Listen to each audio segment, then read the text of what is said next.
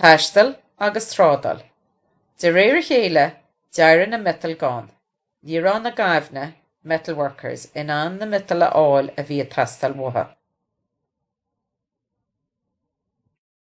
Thosaigh siad a Taisteal agus a Trádáil a gcuid airí leis na mital a fháil a bhí Taisteal mutha.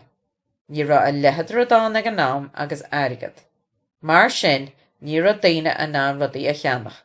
In áite sin rinne siad malartú lena chéile.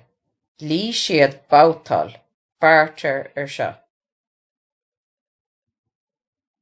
Óras iompar. Deich ná shiúil daoine ó áit go háit.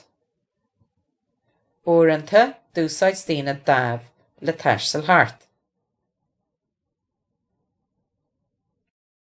Uaireanta dúsáid daoine capal le Taisteal thart. Níl seandálaithe cinnte an ra daoine a marceacht ar na capal nó á úsáid le cartacha a tharlas. Taisteal siad an mád chomá.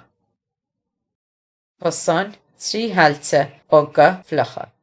Bhí go leor den tír clúdaí le porta, bags agus le Chré marses.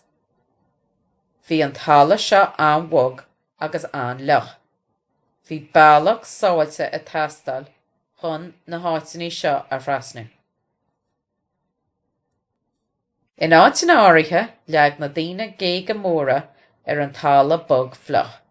An sin, fuair siad clár ámad ar mhór na ngéig le cosaíonna. Bhí siad an ansúil ar an gosan an sin. In áitina eile, rinne siad cosan le clia dianta as maidí cail.